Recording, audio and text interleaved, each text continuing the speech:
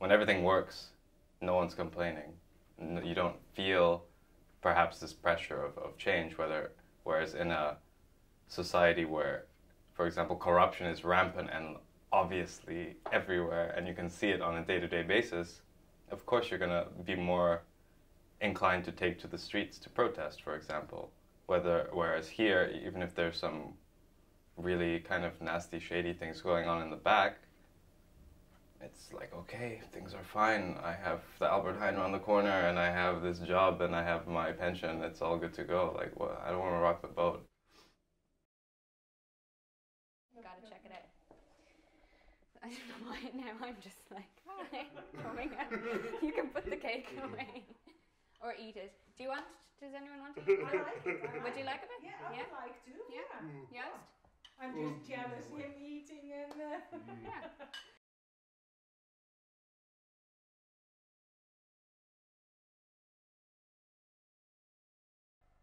And I guess culinary diplomacy still has a lot to do with governmental diplomatics. And I wanted to make the term a little bit less formal, and because my work is a little bit less formal than that. So I thought, well, why don't I just use food politics? So the term voedselpolitiek.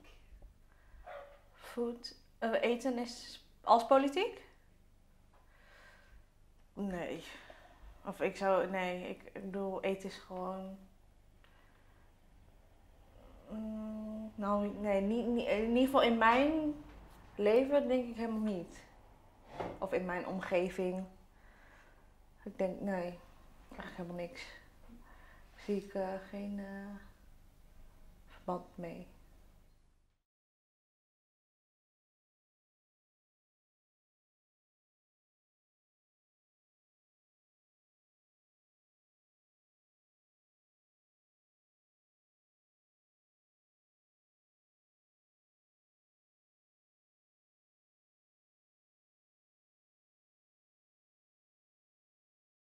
I've had so many interesting discussions with people about the word politica in Dutch and political in English. And I think there's such an interesting lost in translation thing happening between those two words. From what I gather, politica in Dutch is really concerning being political in terms of the government, the economy, social policy. I think for me, really, the term political in English just means having an opinion about something. So if you're politically engaged, you are thinking critically and reflecting critically on your society, your surroundings, your context.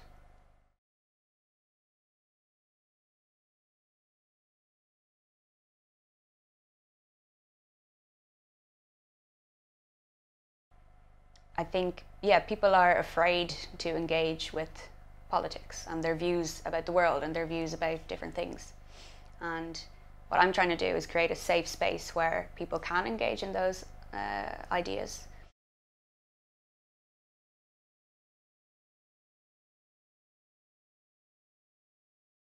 The project that I'm doing will start with looking at the Irish famine, because that's personal for me and that's a nice way for me to warm up with this whole project, I think. And then I'll move into the VOC research, and then I'll look in a positive manner, a critical and positive manner, on modern integration and what that is.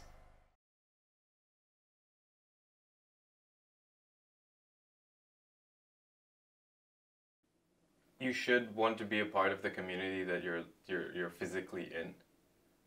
But then again, on the other hand, I think especially for people who immigrate here, they will always keep their own culture, for sure. At least facets of it will always come through, which is great.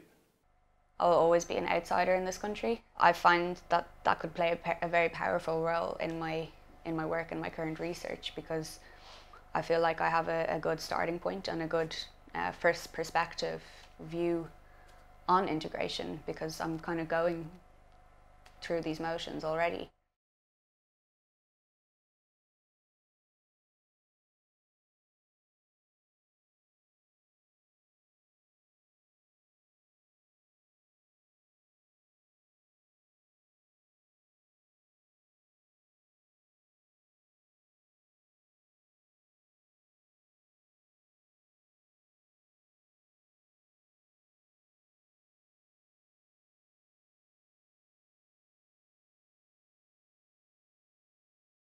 Ik wil er zelf misschien wel iets meer over weten, weet je wel. Maar ja, ik zie zelf niet echt of opeens een vluchteling ergens staan dat ik denk, oh, ga even een praatje maken. Terwijl je dat misschien wel heel graag zou willen.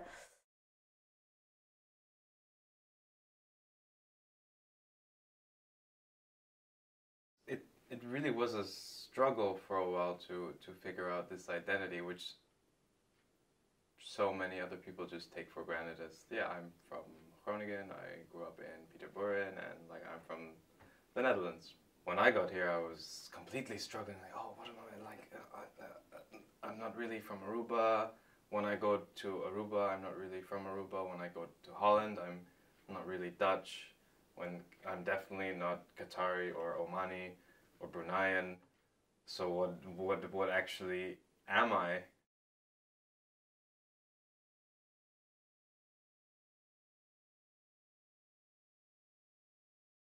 It's an inherently giving thing to offer food and to offer water and to offer safety and shelter. It's all tied, I think, in very ancient ways to human societal development.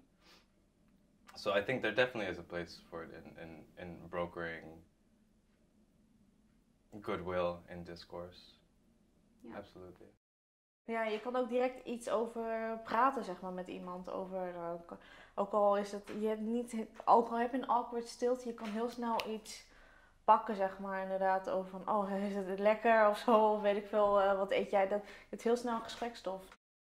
By inviting people to the table, so to speak, you're opening the input for them instead of presenting something as a kind of a wall. It's more open for input to come in and flow more easily, yeah, as a conversation should be, rather than a one-sided.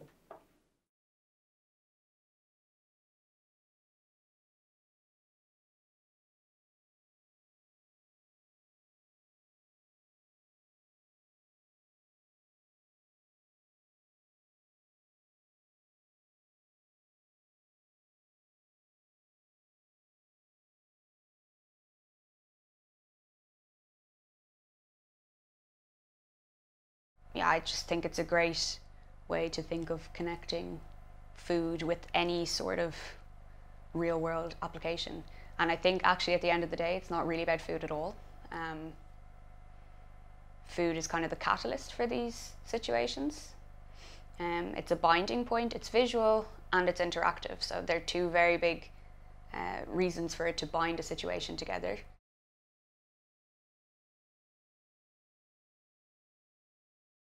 And I really do like the idea of this portable, like, discourse enabling device to be built and cooked and portable wherever it needs to go. Yeah, I hope at least that it will yield some fruitful discussions and results. Politieke keuken.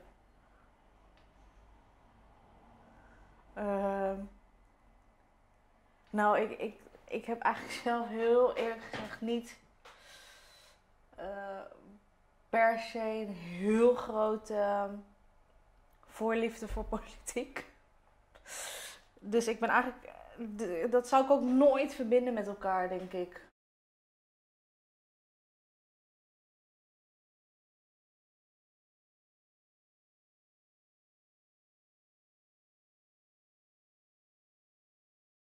The politieke keuken in particular, which is the small portable kitchen that I'll make, which will be like my traveling discourse kitchen. That big visual tool will make the project very accessible. And I hope that people who get involved can have fun with the project.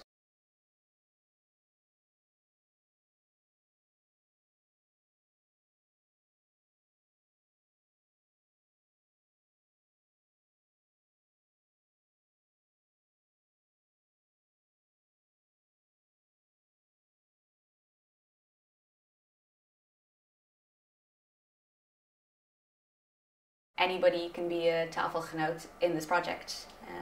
Anybody is welcome to join. It's an extremely open process.